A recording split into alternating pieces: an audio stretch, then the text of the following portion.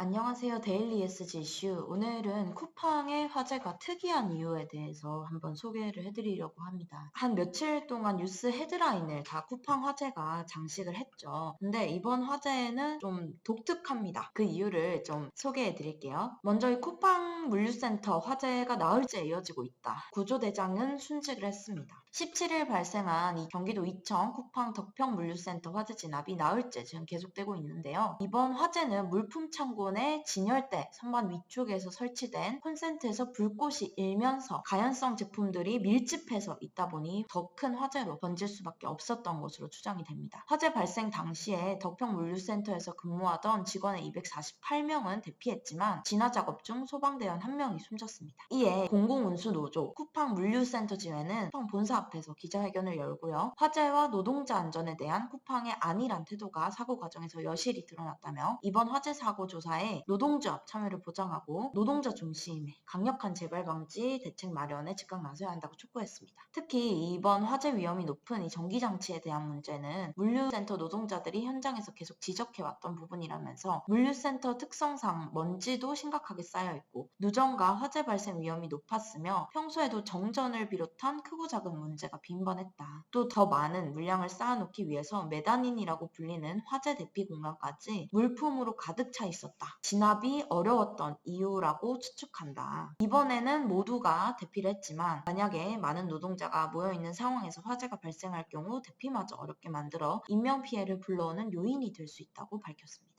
그래서 노조는 사측에 연 최소 2회 이상 직원 화재 대응 훈련, 재난안전 대비 인원, 관리자 대서 안전교육, 전체 쿠팡 물류센터 안전점검 및 대응 마련 등을 요구했는데요. 실제로 2018년 물류센터 내부에서는 화재가 의심되는 연기가 발생했음에도 현장 관리자가 근무지에서 이탈하지 말라는 지시를 내렸다는 증언도 나왔고 이번 화재에선 특히 스프링클러 오작동을 막으려고 인위적으로 잠궜기 때문에 더 큰 화재로 번지지 않았나라는 의구심도 흘러나오고 있는 상황입니다. 또 쿠팡 물류센터 내 현장 근로자들의 휴대폰 소지를 금지하고 있어서 최초 화재 발견자가 화재 신고를 하지 못해 소방서 신고가 지연됐다는 주장도 제기됐습니다. 앞서 소개를 해드렸듯이 이번 화재로 사망한 근로자는 없습니다. 다만 구조 도중에 소방대원 한 분이 순직을 하셨거든요. 이 부분에서 우리의 안전사고, 특히 건설사 같은 경우에는 이 바운더리가 있잖아요. 우리의 직접적인 근로자까지 책임을 질 것이냐, 아니면 여기에 2차 협력사까지 책임을 질 것이냐, 아니면 이 하청까지 책임을 질 것이냐. 이번에 현대개발산업, HDC, 현대개발산업도 그렇죠. 현장에서 사망한 사람은 없어도 지나가던 정말 무고한 시민이 이렇게 다쳤지 않습니까? 이런 부분에서 안전 사망 범위를 어떻게 하여야 할까에 대해서 고민을 해보셔야 될 것 같아요. 일례로 좀 소개를 해드리고 싶은 회사가 있어요. 이게 시암 시멘트 그룹이라는 태국에서 가장 큰 시멘트 회사고요. 가장 지속 가능한 시멘트 업계에서 지속 가능성 1위를 달성하고 있는 회사입니다. 얘네들의 사회적인 책임 범위를 한번 살펴볼 수 있거든요. 이게 이 시암 시멘트 그룹인데요. 이 시암 시멘트 그룹 같은 경우에는 협력사의 안전사고까지 0으로 만들겠다는 목표를 가지고 있습니다. 여기 보면 Man Hours of Lost Time Injury라고 얘기를 하죠. 부상으로 인한 재해가 발생하는 것도 0으로 만들겠다라는 목표를 세웠고요. Employee와 Contractors에 대한 협력사에 대해서도 사망사고가 아닌 안전사고로 상해를 입는 경우까지 0으로 만들겠다는 목표를 세웠습니다. 여기도 보시면은 0 case of employer fatality라고 얘기를 했고 6 cases of contractor fatality라고 얘기를 하면서 협력사, contractor, 우리의 계약사까지, 우리 1차 협력사까지도 우리가 책임을 지겠다라는 걸 명시를 했습니다. 이런 식으로 이 책임의 바운더리와 목표를 명확히 세워주시는 게 좋을 것 같아요. 왜냐하면 도미노 현상처럼요. 우리가 직접 근로자에 대한 사망사고가 아니라 안전사고까지 다 예방을 하면요. 이게 도미노처럼 1차 협력사에서도 그만한 걸 요구를 하게 되는 것 같습니다. 현장에서는요. 그래서 시암 시멘트 같은 경우에는 1차 협력사까지 바운더리에 포함을 하고 그런 도미노 효과로 여기는 이제 재하청 구조 같은 게 없으니까요. 자신들의 하위 구조에 있는 공급업체까지 공급업체의 안전과 사망 등에서도 자기들이 책임을 지겠다라는 걸 명확히 하고 목표를 세운 거죠. 그래서 이번 화재 사건에서도 이번 쿠팡 화재 현장에서 쿠팡의 직접적인 이 노동자가 사망하지 않은 거는 너무 너무나 정말 다행스러운 일이지만 이 소방관, 이해관계자 중에 하나가 될 수 있는 소방관 분께서 돌아가셨다라는 거에 대해서도 회사가 공격적인 좀 책임을 지겠다라고 밝힌 거죠. 그래서 쿠팡은 이례적으로 조금 공격적인 보상책을 내놨습니다. 순직 소방관 유족을 평생을 지원한다라고 밝혔는데요. 다만 이번 화재가 사망자가 없었음에도 굉장히 특이한 이유가 있습니다. 바로 창업자 김범석 의장이 화재 당일 사임을 한 겁니다. 이번 화재에 대해 쿠팡 강한승 대표이사는요, 공식 입장을 내고 사고를 수습하는 과정에 최선을 다하겠다라면서 순직 소방관 유족을 평생 지원하겠다라고 밝혔습니다. 평생 걱정 없이 생활할 수 있도록 가능한 모든 지원을 하고 순직한 김동식 소방령을 기리고 자녀 교육을 지원하기 위해 소방령 장학기금을 만드는 방안도 준비 중입니다. 더불어 덕평 물류센터 화재로 화재 원인 조사는 물론 사고를 수습하는 모든 과정에 최선을 다해 당국에 적극 협조하겠다라고 했고요. 화재로 소실된 물류센터에 근무하는 직원들의 생계도 지원하겠다고 강조했습니다. 1,700명의 상시직 직원에게 근무할 수 없는 기간에도 급여를 정상적으로 지급하겠다라면서 단기직을 포함한 이 모든 직원이 다른 쿠팡 사업장에서 일할 수 있도록 전환 배치 기회를 제공하겠다고 설명했습니다.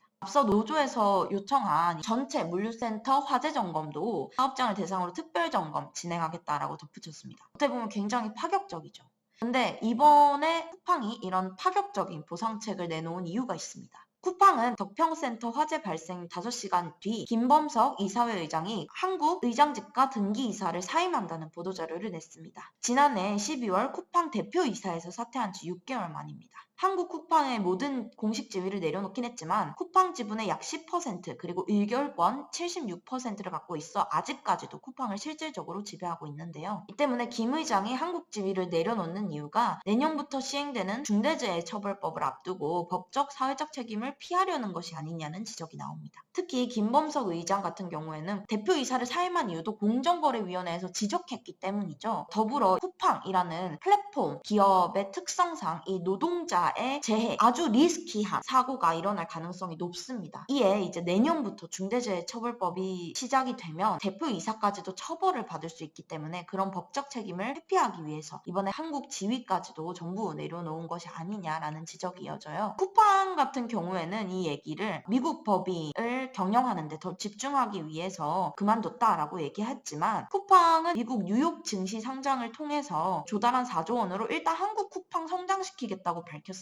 핵심은 미국이 아니라 한국 쿠팡이라는 거죠. 뭐 아마존처럼 미국에 진출을 하겠다, 베이징에도 진출하겠다 이렇게 얘기하지만 일단 지금 한국에 있는 쿠팡부터 기업 덩치를 키우고 쿠팡을 확장하는 게 먼저인데 갑자기 미국 법인의 경영을 더 확장시키기 위해서 이사회 의장을 그만뒀다? 이 부분에서 이제 미심쩍은 부분이 있는 거죠. 더욱이 김 의장은 지난 2월 국회 산업재해 청문회 때도 물류센터 담당인 노트먼 조셉 쿠팡 풀필트먼트 서비스 대표를 대신 출석시켰고요. 지난해 쿠팡 물류센터와 외주업체에서 9명의 근로자 사망이 잇따랐지만 김 의장 명의의 사과나 유감 표명은 없었습니다.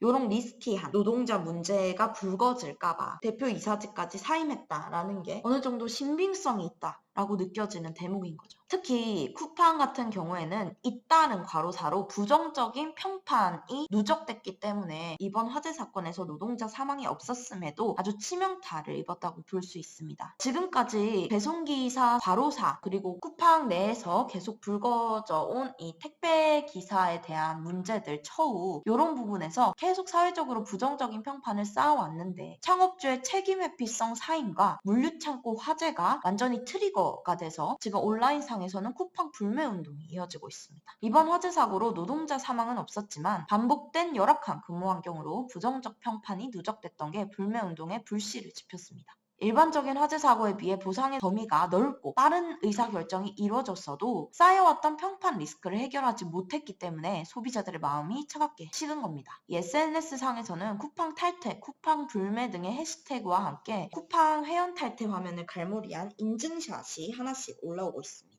PC와 모바일 등 플랫폼별 회원 탈퇴 방법을 담은 글도 인터넷에 등장하고 있고요. 전날에 트위터에서 쿠팡 탈퇴가 대한민국 실시간 트렌드 1위에 올랐고 검색 포털에선 쿠팡 회원 검색어에 탈퇴가 자동 완성 검색으로 등장하는 등 쿠팡에 대한 소비자의 마음이 돌아섰다라는 걸 확인할 수 있습니다. 소비자들이 쿠팡을 비판하는 이유는 이 문제 대기업과 같이 책임을 회피하려 한다, 이 답습하려 한다라는 지점인데요. 소비자들은 창업자가 비양심적이라면서 화재 당일 몇 시간 만에 사인 발표하는 거 보고 어이가 없었다. 문제 책임을 안 지려고 꼼수 쓰는 거 자체가 마음에 안 든다. 아마존의 어두운 면인 열악한 노동 환경과 플랫폼 입점업체 가격 후려치기까지 따라가면 어쩌자는 거냐. 열악한 노동 환경과 가격 후려치기까지 안 좋은 거는 다 한다. 뭐 이런 평가인 거죠. 저런 대형 물류회사가 스프링클러 하나도 제대로 작동 안 했다는 게 말이 되냐. 수백억 벌금을 물려서 안전시설을 제대로 안 하면 회사가 망할 수 있다는 걸 보여줘야 한다는 반응들을 보이고 있습니다. 더구나 인터넷상에서는 어디서 안전하게 일을 할 수 있냐면서 쿠팡 화재가 난 이 덕평 물류센터에서 근무했던 직원들의 후기도 속속 올라오고 있는데요. 안전하게 마음 놓고 일할 수 있는 대한민국, 사망자가 없어도 화재 사건에 민감한 이유일 겁니다.